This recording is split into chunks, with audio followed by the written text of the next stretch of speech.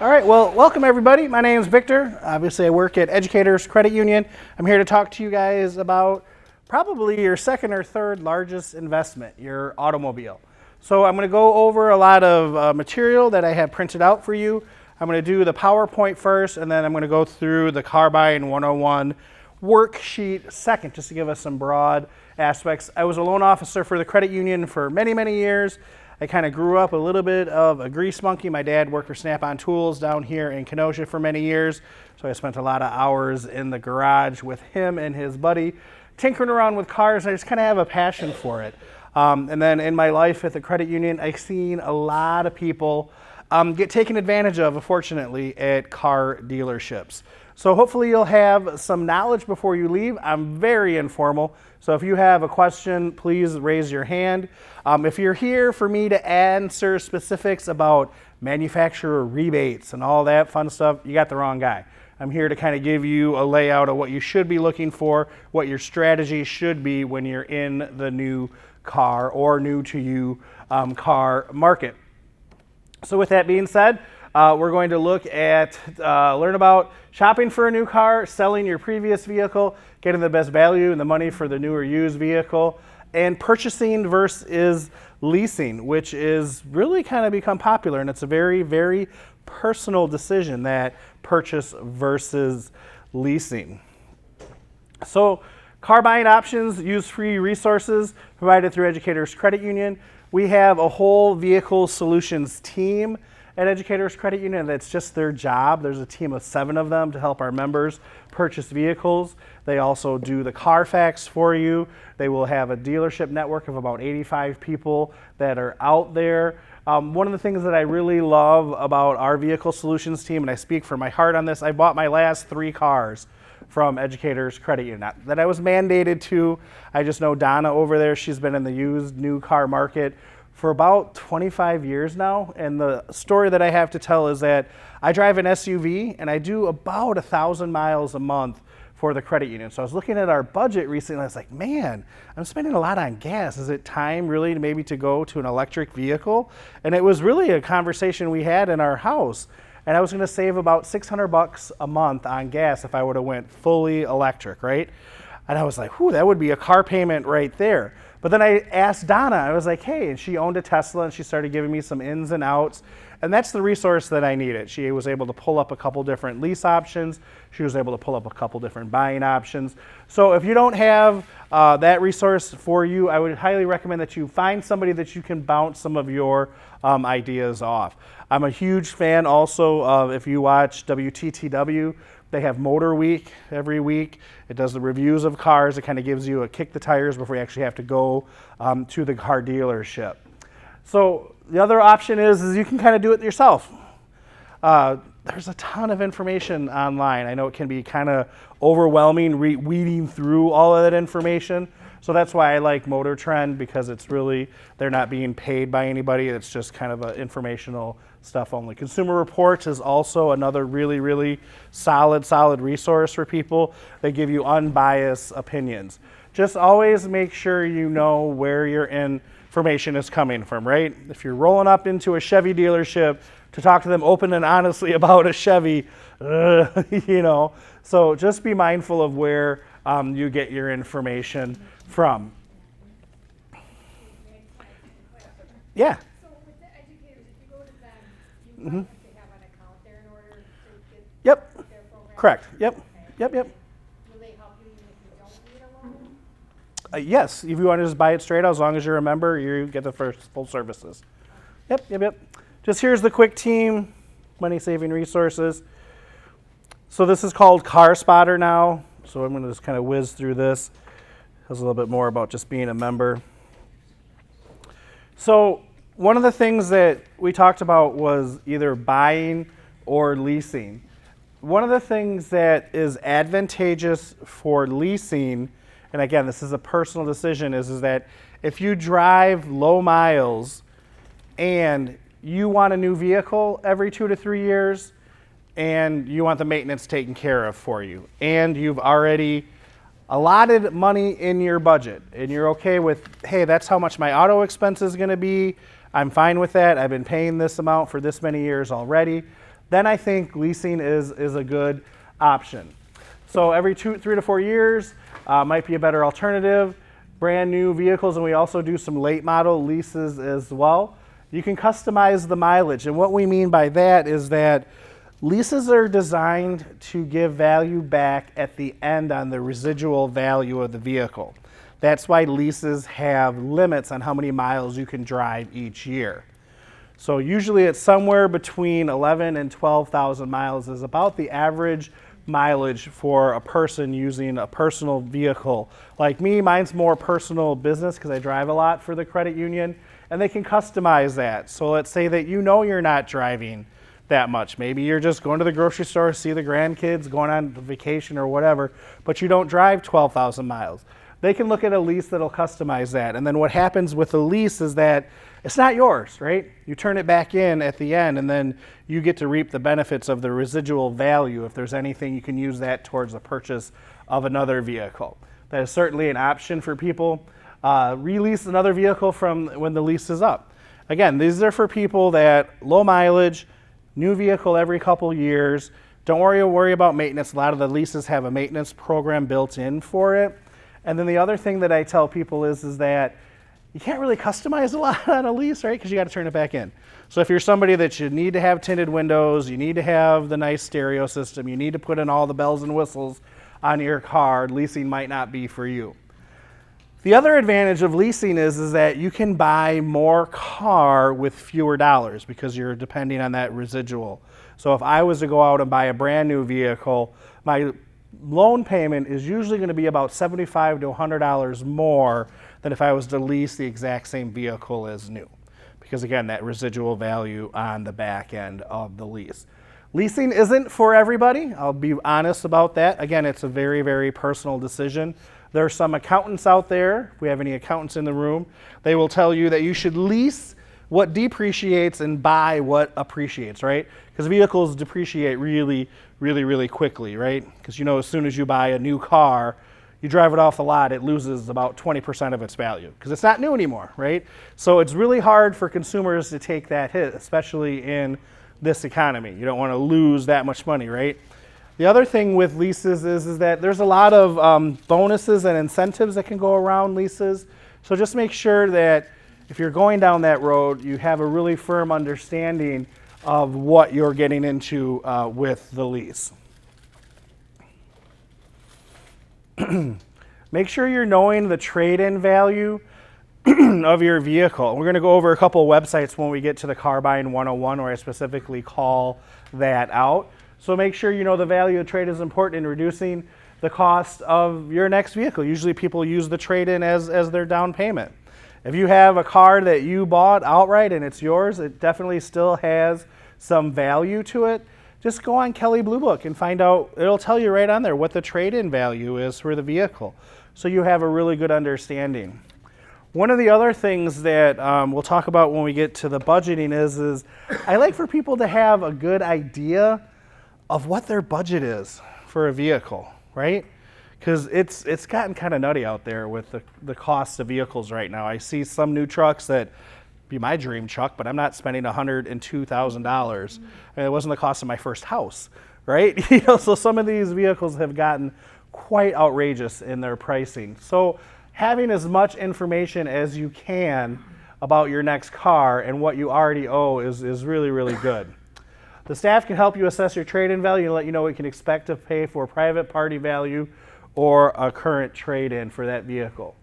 The other nice part is that we are partnered with AutoWorks, which is a car dealership on our premise of Educators Credit Union. So those are two separate entities. There's Everything Auto and then AutoWorks. CarMax is also one of those ones you can go up and do a free assessment and they'll just do the walk around, kick the tires. They'll might say, here's what we can give you for your car, and they'll give you an offer. I think it's good for 2 weeks, a week. I can't remember what they changed it to. But again, just being an informed consumer. The other thing that I really tell people is, folks, please use your primary financial institution. If it's Educators Credit Union, fabulous. If it's not, use whoever your direct deposit is going to for your checking account. Talk to them and get pre-approved, right? Because they will know exactly what you can afford for a vehicle. You get to a dealership, They're lovely people. I'm not trying to bash dealers. Obviously, we're one of the people in that bucket. But their main goal is to sell you a car, right? They're going to ask you a couple questions. How much can you afford a month? You answer that question, you're on the hook now, because they'll find a car for you and they'll find a loan that'll work for your dollar amount. So get pre-approved. Go in and make sure that they know right up front that you're not interested in financing with them. The other dangerous part about financing with a dealership is that your credit score may suffer. And here's why. You sign one application with the finance manager at the car dealership, that gives them permission to farm your application out to as many lenders as they see fit to get you that loan. I've seen some people drop 100 points on their credit report within a month because they went down to dealership row on Highway 20, or what is it, Highway 50 in Kenosha here.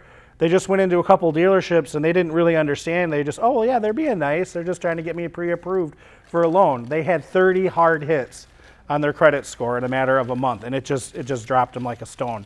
So try to get pre-approved from your financial institution. Make sure you're thinking about that, and then also make sure that you have the full facts about what your vehicle is currently worth and what your trade-in is going to be worth.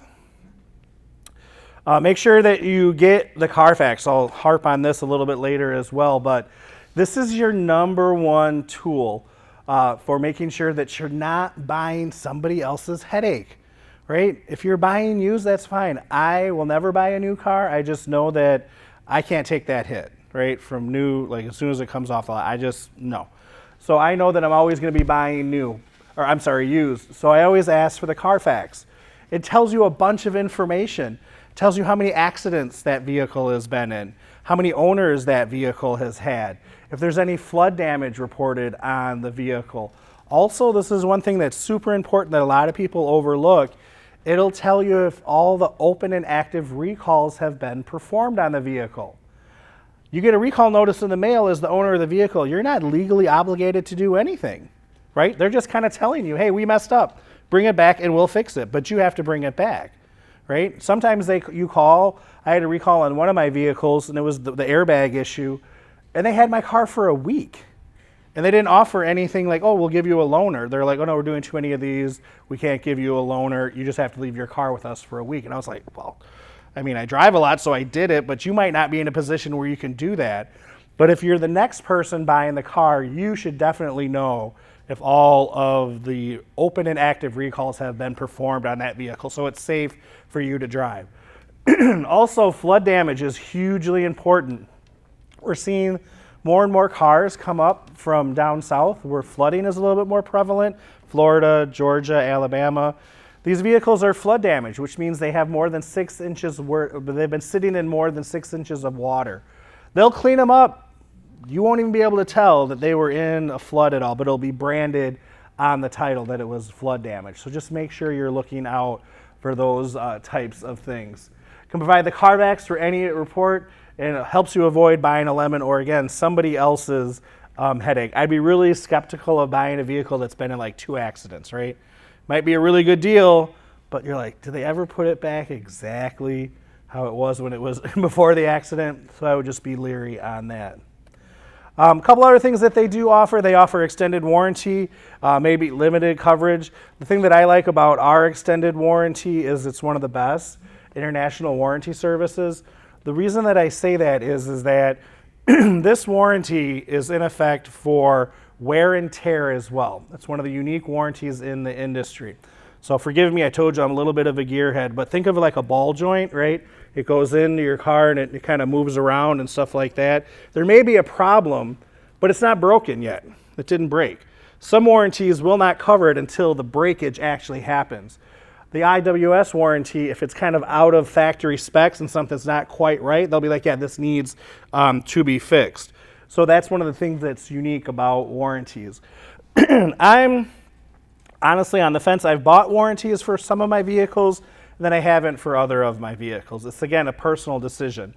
At a point in my life when I was younger and I didn't have a lot of disposable income, and if something went wrong with my car, I needed to know that I had the backup to get it fixed, I got the warranty. But this stage in our life, I have resources that if something was to go wrong, I could dip into some savings, my emergency account, and get it fixed. So again, it's a personal choice with the warranties.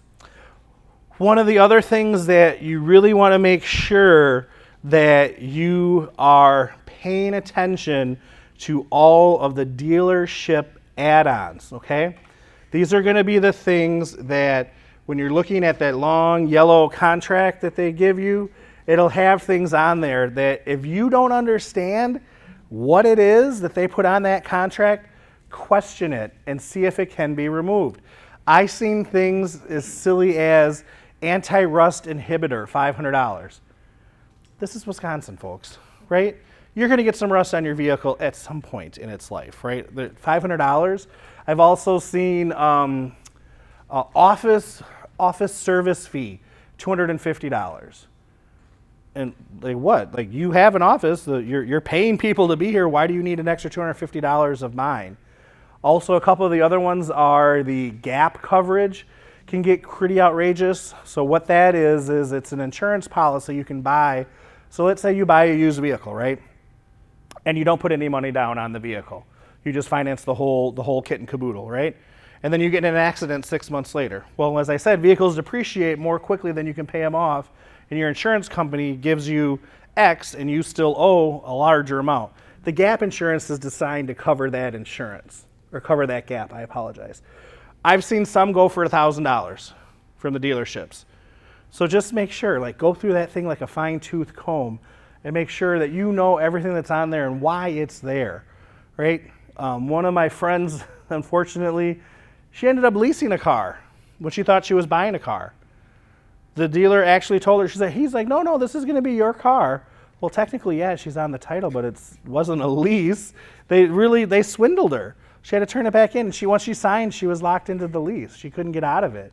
And it said right on, and I looked at her and I'm like, it says up here lease agreement. Did you not notice it says lease agreement? She's like, no, they told me that. I was like, of course they did.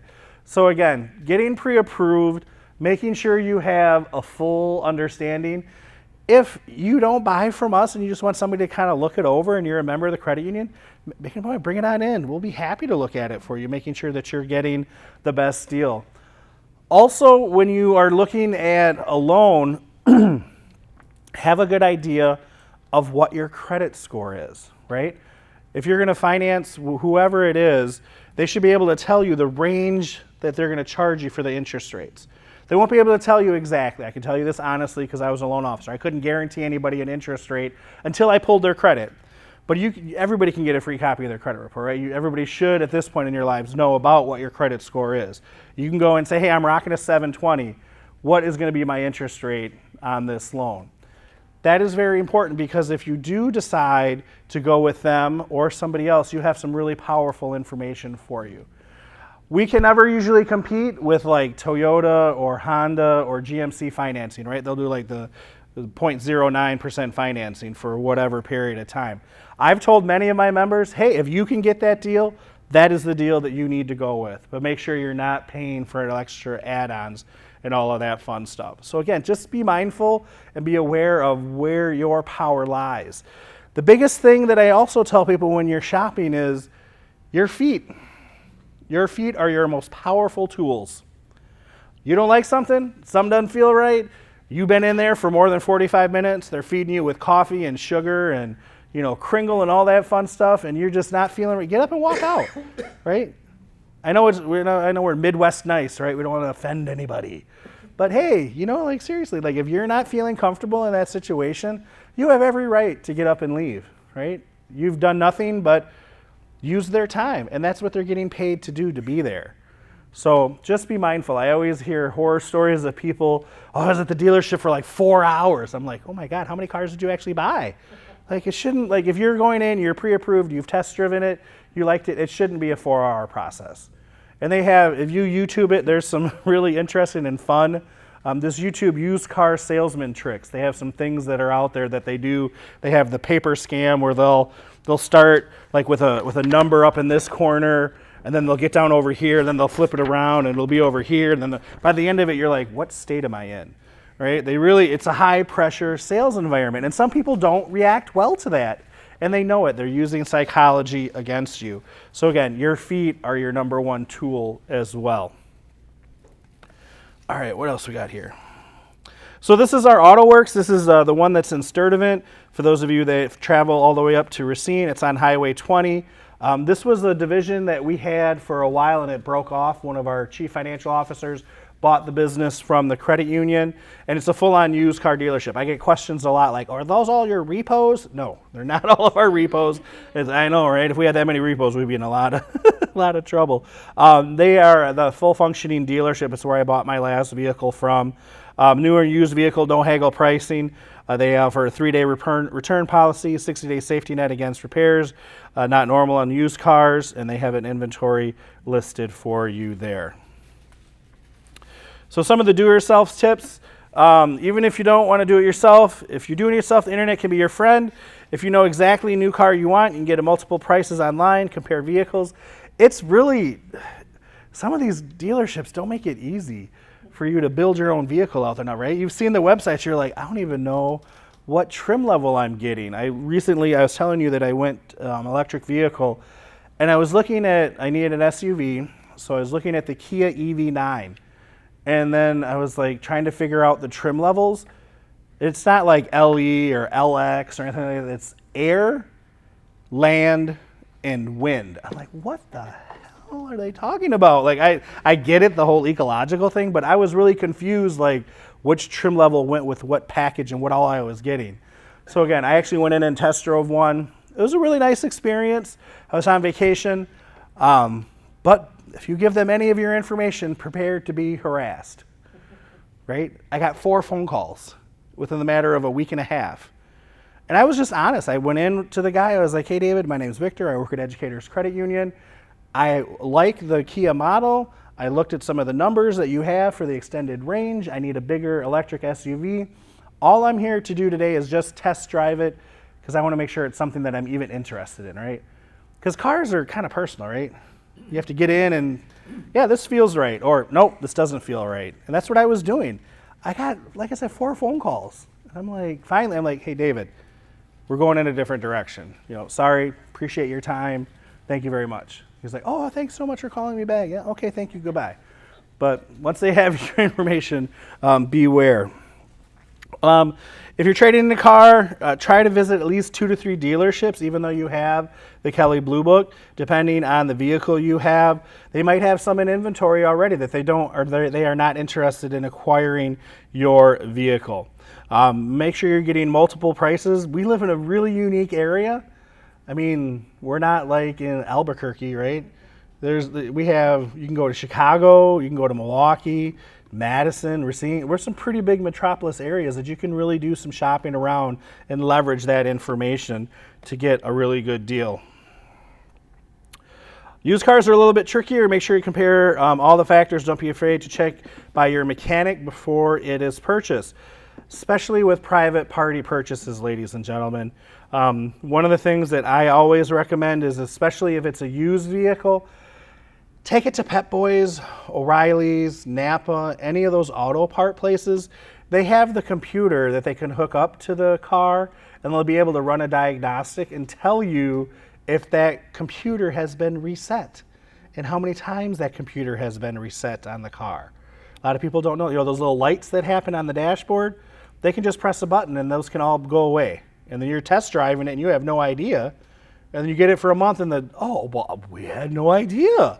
Yeah, you knew. They reset the computer, right? So make sure that diagnostic will tell you that. I also recommend that you bring somebody with you, right? Try not to do it alone because, sometimes they'll say some stuff and you're like, did he just say he's charging me $500 for floor mats or did he say they were free? Right? So you want to make sure that you have somebody there with you. Please try not to purchase on your first visit. Make sure you review all the numbers, just like with new. If there's anything on that contract that you don't understand, don't sign the purchase agreement. Don't fall victim to high pressure sales either. Like, oh, well, you spent a lot of time with me. Yeah, that's your job. I did. And, sorry, that's just the game, right? So just make sure you're being self-informed and being your own self-advocate. Talk to educators, some of the best rates and terms in the market. We also encourage loan pre-approval, help you make sure the goes financing. I covered that one already. And then also, purchasing a car it does not have to be hassle. It can actually be a pleasant experience if you use the resources that are available. Use the resources provided through Vehicle Solutions before buying or trying to do it yourself. There's the whole Vehicle Solutions team. Car Finder is out there, Car Spotter, same-day trade players, trade-in appraisals, Carfax, leasing alternatives, and the extended warranty options. And then there are just all of the locations that you can look at getting a vehicle from. So I'll leave that one up, and I'm going to switch over to the worksheet now.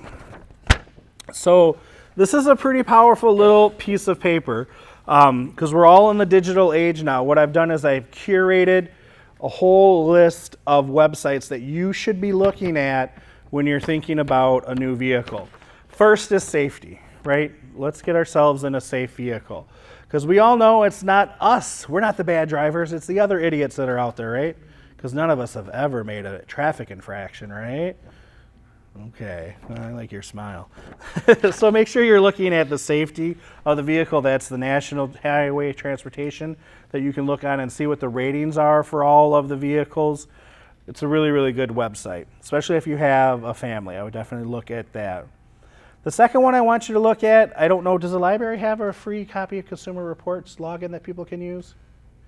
We do to a point. Okay. It is online. Okay. You have to search it. Okay. Reliability Consumer Reports does a really good job. Even just coming in and picking up a couple of the magazines that are here to find out how reliable the car is. Because nobody has ever left the auto shop saying, oh man, that was a $20 repair, thank goodness, right? Unless it was a windshield wiper, that just doesn't happen. So make sure you're looking at the reliability of the vehicle. There's some brands that are really known for their reliability. There's some brands that had a couple missteps, right? We're in car country, and I'm old enough to remember Chrysler when they were here, right, at AMC. So there were some, cars, we're pretty rich in car country. So just look at the reliability of the vehicle because car repairs are really, really expensive. Fuel economy, I'm just looking around the room and I know you all remember back when it was like $6 a gallon? Yeah, right? So think about that and then think about how much you drive your vehicle. That was, like I told you earlier, one of my kind of like, man, maybe I should look at electric because I'm dropping like $500 a month on gas. So again, look at the fuel economy of the vehicle and then you'll be able to know your driving patterns, right? You know that the best, right? Are you somebody that you go up north every weekend, right? You go visit the grandkids down in Florida. You take a trip to Arizona, you drive every year. So just make sure you're aware of the fuel economy that's out there. Here's that history that I was talking to you about, the Carfax history. Accidents, owners, recalls, all that history is going to be there. Please make sure you check that out. KellyBlueBook.com is your best resource for getting the value of the vehicle. Values of vehicles are different depending on where they're at. So a vehicle in California is going to be priced vastly different than a vehicle in Wisconsin. Just be mindful though. I've heard this scam go around a couple times where the car dealership will say something like, oh, it's a California car. It's never seen a Wisconsin winter. Of course I have to charge you more. No, you're buying it here in Wisconsin. Right? If you want to pay the extra for that, then that's on you. But just know what that typical vehicle is going for in Wisconsin. And also, you're going to have to know a little bit about the vehicle. Again, that trim level. What are the extra creature comforts that it's coming with? It's kind of getting to be a really blurry line, to be honest. Like way back in the day, like power windows were like the rage, and like air conditioning and a rear defogger. Like a lot of that stuff's now considered standard equipment, right? I know when you like do this to like a teenager, they're like, what are you doing? You're like, you gotta roll the window down, right? Even doing this, turning the car on, I don't know, you gotta press the button, right? See, she's like, what is he talking about? Cranking the window down. Yeah, so some of those standard features may be already on the vehicle, and maybe you wanna go with a line that already has a lot of that. I know that Kia is really more technology focused. They've got a little bit of a bad rap with the Kia boys in Milwaukee and some of those things, but they're really known for their technology, They have a lot of standard features. So they have like auto lane detect is one of the standard features in some of the vehicles. So just again, the things that make sense to you in the vehicle you want to drive, make sure you're comparing that apples to apples when you're looking at Kelley Blue Book. And they made it really easy. There's little check boxes that you can go through on there. And the other one that I want to talk to you about also is the mechanics. So repairs, right? We all know that vehicles are machines. They're going to need some maintenance at some time in their life. So this mechanic website, the Repair Pal, just kind of gives you a good idea. What if the water pump goes? On my 2016 Nissan Sentra, what's the average repair cost for that? What can I expect to pay? So you can have an idea on that. I already talked about having the trusted mechanic if you're looking at buying the vehicle, and talking about having that free diagnostic. Here are a couple places that people have recently been buying cars from, and I think it's a-okay for any of them, but some of them have some good things, some of them have some bad things. Craigslist still is out there. You can look at that for buying vehicles. A dealership, in my opinion, is probably your number one choice. The reason that I say that is if it's a certified used car dealership in the state of Wisconsin, the car has to pass a 60-point safety inspection. If anything goes wrong after that, they have to fix it for you. So just make sure you're looking at that. Also, when you're looking at a place to buy a vehicle, use your network, right? People are always happy and willing to tell you about their last car purchase, right? Like, oh my God, used Bob's was horrible and here's why. Okay. Also, look at the Better Business Bureau. Look at that car dealership. See if they have any open or active cases with the state. There might be something going on with them that is really shady. And then if you have a question, call them out on it.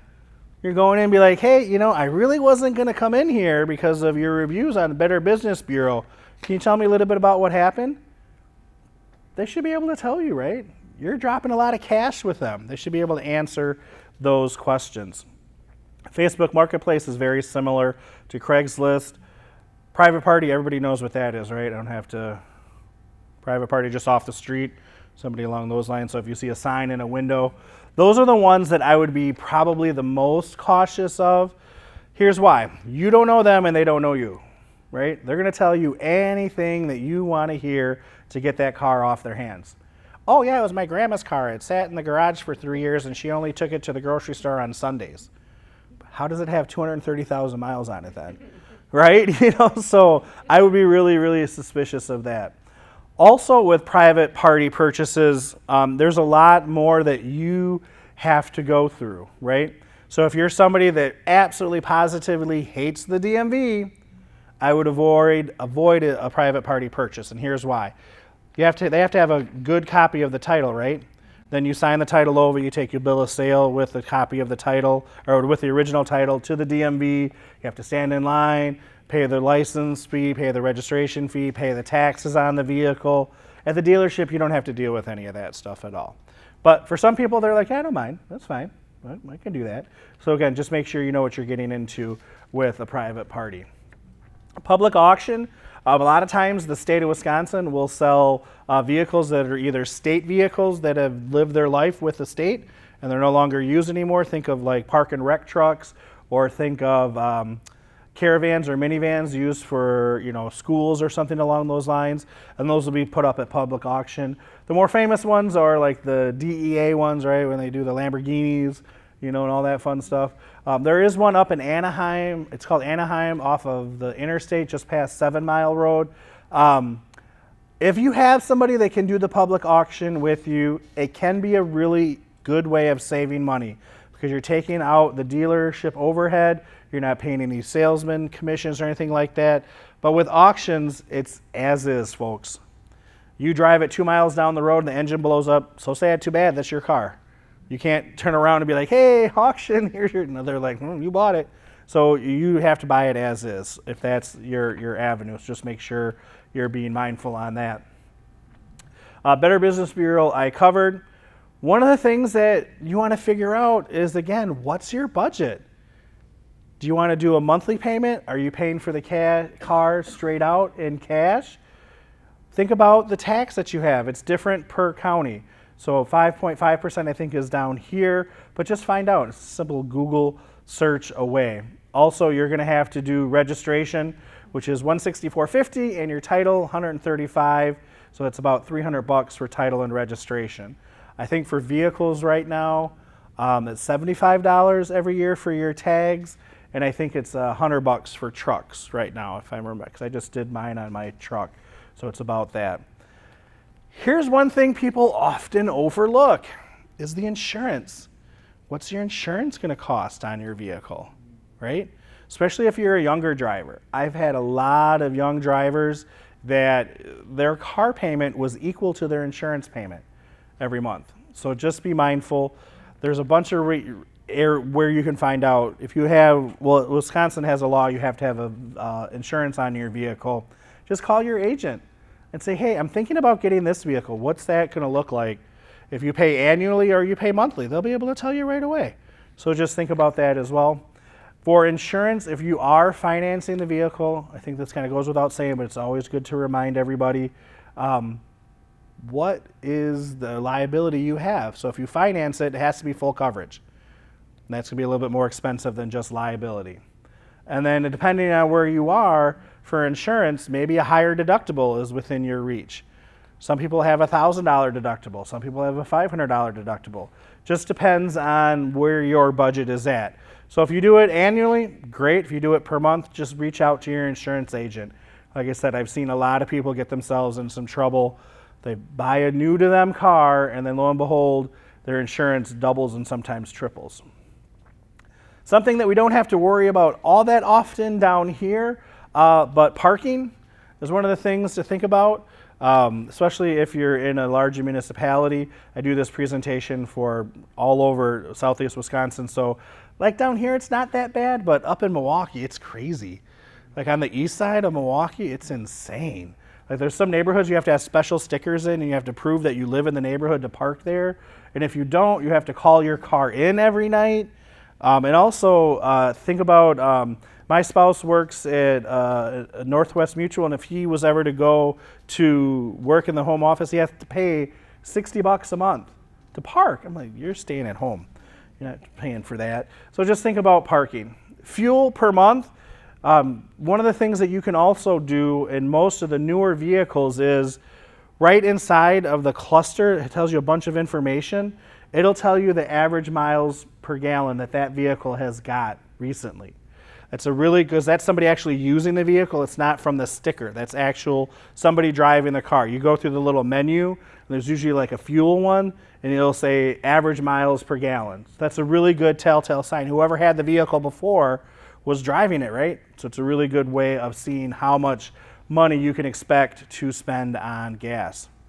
Maintenance, let's face it, you got to do some maintenance on a vehicle. Do your research. As long as I've been doing this, I got caught off guard with our last vehicle. I was unaware that the last vehicle we just purchased, new to us, it's a 2018, but it only takes synthetic oil. I had no idea. And it's a V8. So I'm like, oh, great. A $40 oil change now is an $80 oil change. So just be mindful on that. Some vehicles, I've seen this as an enticement. I think Cadillac, or I think it might be Volkswagen, I can't remember, but it's included in the purchase of the vehicle, like 3 years maintenance. Again, these are all things that you as a consumer have to consider. You don't mind going to the oil change place? Do you mind, going in all that and spending a couple hours at the dealership?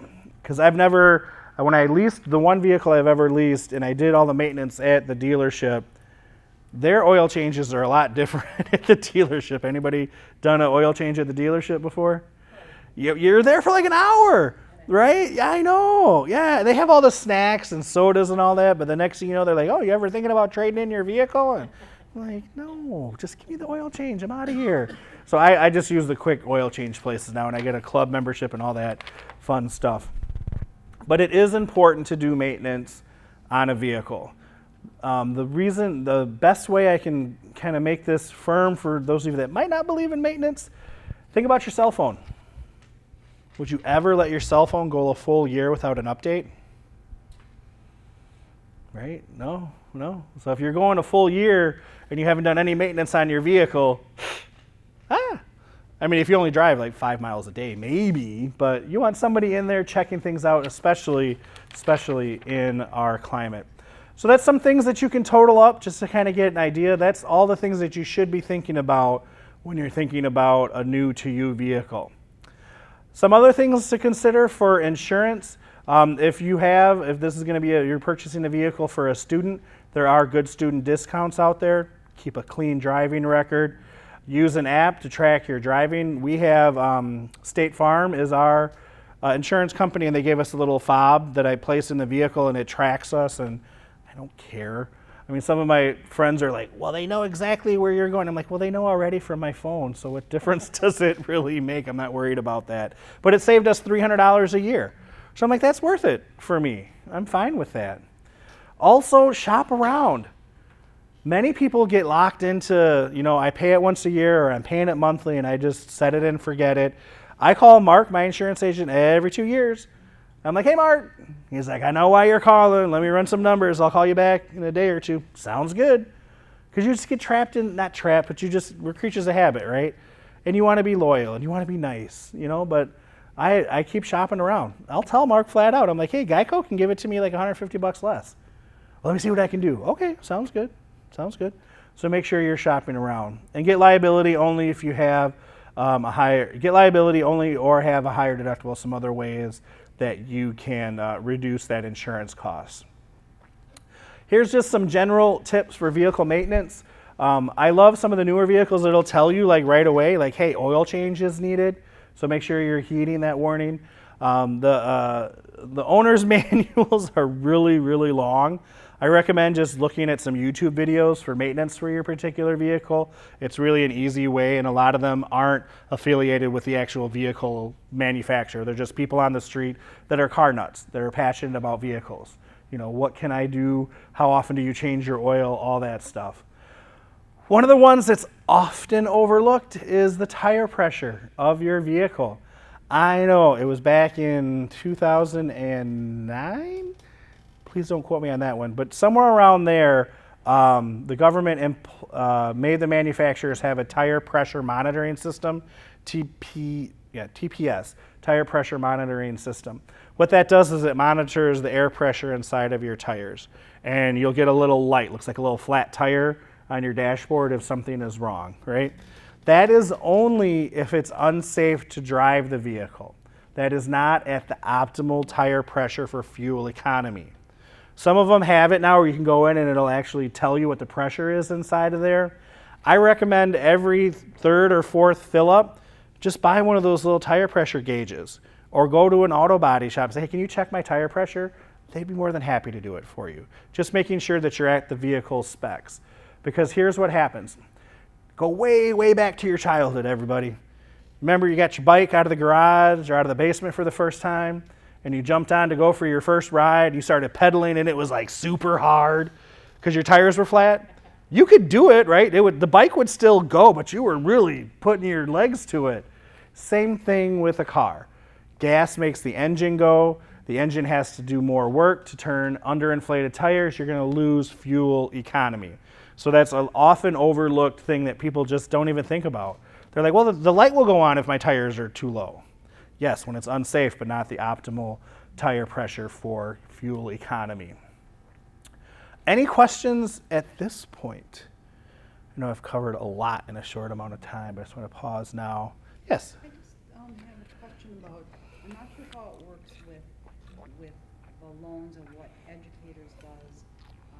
When you go into a dealer, they always want to give you the credit for the car, but Yes. Are you saying you can go Educators, you can get the loan from Educators, you can go to the dealer and say you want to buy it, but you're going to be paying cash? No, what you would do is you would get pre-approved for the vehicle and say, here's how much I can spend. You'll get your pre-approval, you'll be pre-approved for the loan. Then you would go to the dealership and say, here's how much I have to spend. Here's what I'm pre-approved for. Okay. Whatever you need to do, I need to be underneath this number. Okay, and then you tell them, Then you bring the purchase contract back to the credit union, and then they would write you a check, and then now you have a loan with the credit union. Then you would go pick up the vehicle. Yep, that's how that works. Good question. Good question. Yeah. All right. So last couple minutes that we have together, I always like to leave a question at the end for more time at the end for more questions. Sorry, it's been a long day. Credit tool. Again, if you have not had an opportunity to look at your credit report recently, that is your number one tool for making sure that you're not being taken advantage of at the dealership. Like I said, they will have to ask if you're financing with them to sign a contract or sign a loan application, but they should tell you, and you should know, especially if you're in the car buying market, you should know what your credit score is. 720 and above, you're pretty much able to write your own ticket for interest rates, right? You know, when I said that 0% financing or 2.9% financing from Honda, Toyota, whoever, you see that little disclaimer? For well-qualified buyers, that's what they mean. You have to be in that upper 700s or over 700 to qualify for those. So simply ask. Be like, hey, I've seen you had the 2.9. What credit score do you need to qualify for that? They should be able to tell you. If they don't, use your feet or just look online. I haven't read that, that's like paragraph they put on the bottom of those things. I haven't read all the way through there, but I'm sure it's in there somewhere. Learn tips to increase your credit score to get the best. That's also what we can do, a monitor for that. It's one of the services we offer. Here's the vehicle solutions team. There's the Car Spotter. Works very similar to the CarMax app, where you can just browse a bunch of vehicles, do a virtual test drive, contact our vehicle solution advisor to do a smooth purchase or lease. We also have 85 preferred dealership networks in the area.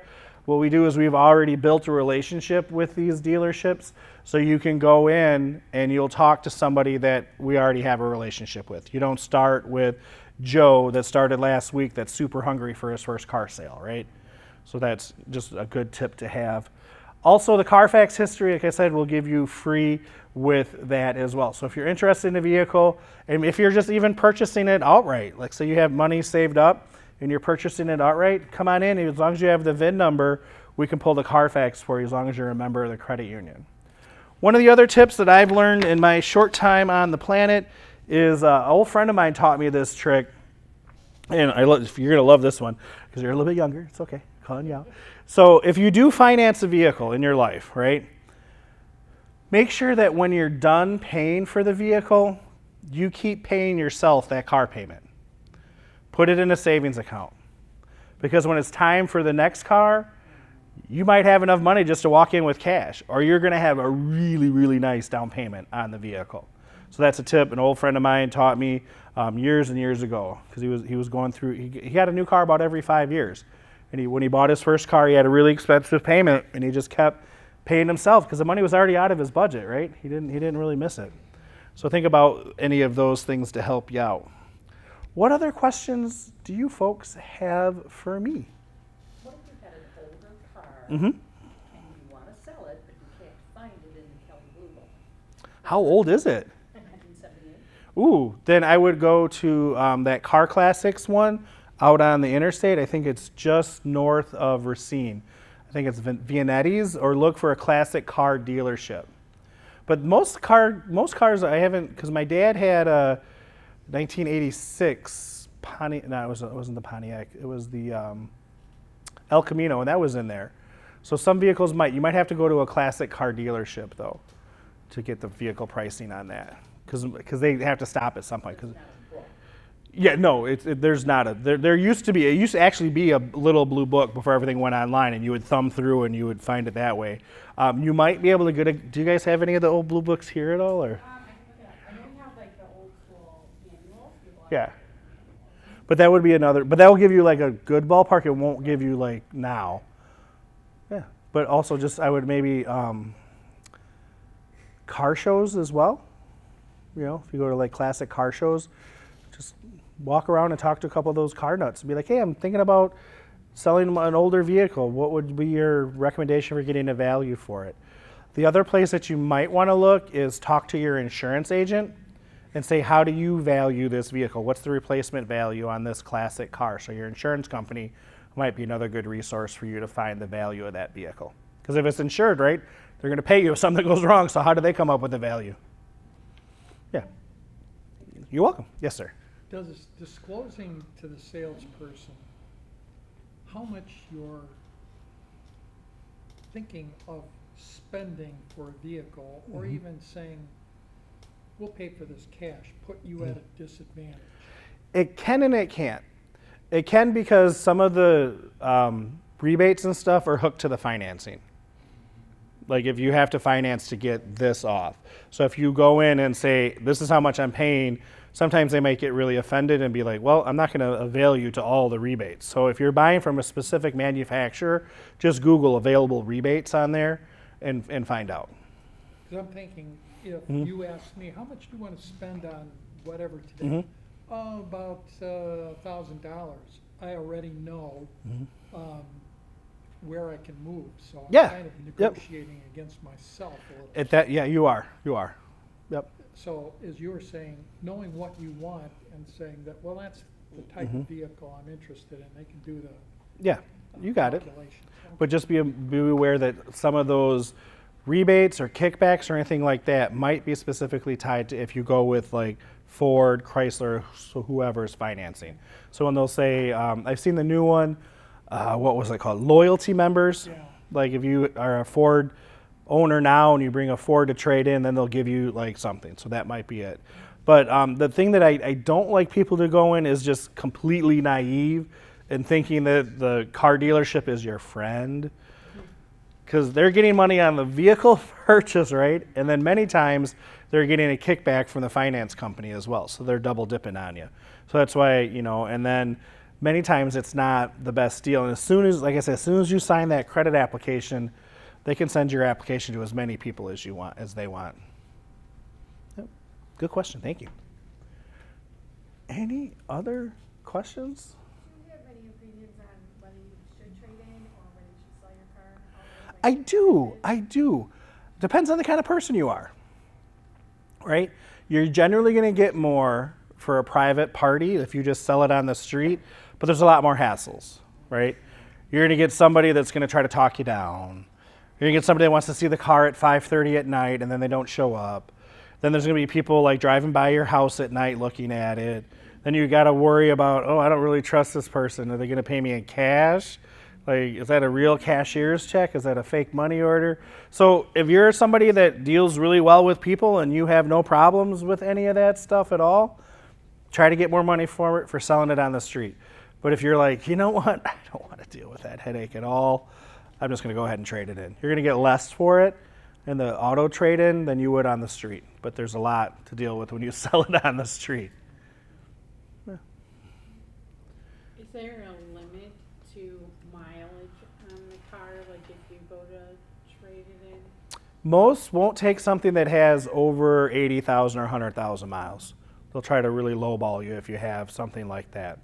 In that situation, if it's a good car and it's been good to you, I would look at the private party like a family member, like maybe a cousin or a grandkid or a niece or a nephew that's looking for a car, and just do the Kelley Blue Book value and say, hey, I got a car, and you don't want to trade it in, but it's been good to me.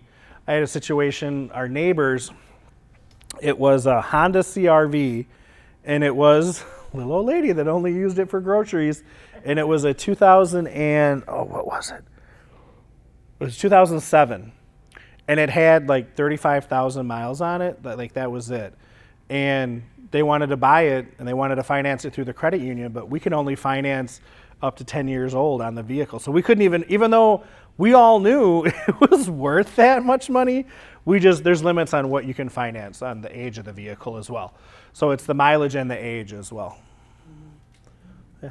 But as long as you maintain a car really well, like way back in the day, people get really like, the miles, 60,000 miles. My last 3 cars I've had over 100,000 miles on, but I'm like religious with the gas or with the good gas and the maintenance on it. Yeah, like the last car I had was 250. Yeah. But it was a good car. Yeah, they keep going now. I got a Honda right now in my garage. It's 243,000 miles on it. Still going like a champ. Did you have a question, Miss? I'm sorry. Yes, if you're trying to finance a vehicle, Mhm. what's the minimum amount that you can put down for down payment? That depends on if you're going with their financing. They usually will have minimums, and they should be able to tell you. I recommend that you do at least 5 to 10% of the purchase price of the vehicle. If you can swing 20, that's the best, because then you're taking all of the depreciation off the table right away. Yep. Some places, I hear on the radio a lot, it's like $200 down, $200 a month. I'm like, ah! Like, that just makes me a little nervous, you know, because it's really just kind of used as a gimmick to kind of get you in the door. Yep. Good question. Thank you. Anybody else have any other questions for me at all? I have one more question. Yeah, absolutely. Back to the insurance, when you said you should call your insurance agent and just say to them, you know, every 2 years or whatever. I've called my insurance agent, but I've never used this.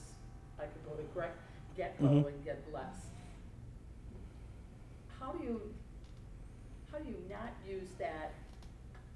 I would say use the curiosity button. Just be like, you know, I was listening to NPR the other day, and they say insurance rates are going up, and they say a lot of consumers are calling around. So I'm just calling to make sure I'm getting the best deal. And if it's a good agent, they'll be honest with you and tell you, yeah. And then make sure you fact check them. Trust and verify. So if you're with State Farm, call American Family. Say, here's my situation.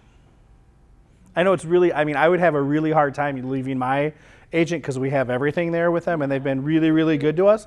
But I'm not naive as a consumer either. Just because it's been a good deal doesn't mean it's always going to be a good deal. And they might be able to give you a discount. They might not. You might be right where you need to be. And that's perfectly fine. At least you're checking, right? Right? At least you're checking. But yeah, I would use the curiosity button. Throw me under the bus. I don't care. Also, keep in mind that not every policy is exactly the same. Oh, yes, So you for have sure. to be very careful about, yeah, my deductible for both of these is $500, but what else? So, Are they covering windshield? Are they covering towing assistance? Are they covering somebody that's not a family member driving the car? So yeah, absolutely. Make sure that it's apples to apples all the way. You should be able to get that from your declaration page from your insurance agent. They usually send that to you usually every time your policy renews. Yep. That was one thing that I missed on one of mine was the windshield. I got a crack in my windshield. I called my agent. He's like, oh yeah, I'll send them. And they're like, that's not covered. I'm like, I'm sorry, I have full coverage? Full coverage means full coverage. So yeah, but that was one of the things that I didn't look. I got him to get it in there, but again, consumer beware. Great questions. Yes? How long do you have to be a member of educators before you can get pre-approved for? Same day. Yeah. Yep. You'll just have to provide some, like supporting documentation, like income verification and all that fun stuff. But yeah, same day. Yep. Any other questions? Good deal. Well, you guys have been. I knew as soon as I said. It always comes. I love it. It's the pressure of the question. How old can you be? Like, can a 13 and a 16-year-old get accounts with you or no? Yeah. Yeah. Yep. Okay. Yep. What school do they go to? One will be at K-Tech and Trimper. Okay. We don't have a branch in Tremper yet, but we have a branch inside of Bradford. But you can start an account at the credit union as young as 13. Okay. Yep. And that's another really good tip. I started my credit life when I was 16 with my dad. He co-signed for a loan for me, so I started building my credit file when I was 16 because I was the co-signer for, or him and I were on the loan together. Yep. Yeah. All right, last call. We got 45 seconds till I have to, I'm just kidding. All right, well, you guys have been great. Thank you all so much for coming. Oh, thank you, I appreciate that. Good stuff. So good luck on the new car adventure. I know it's crazy out there right now. I can't believe how expensive vehicles have become. I just was like, whoa.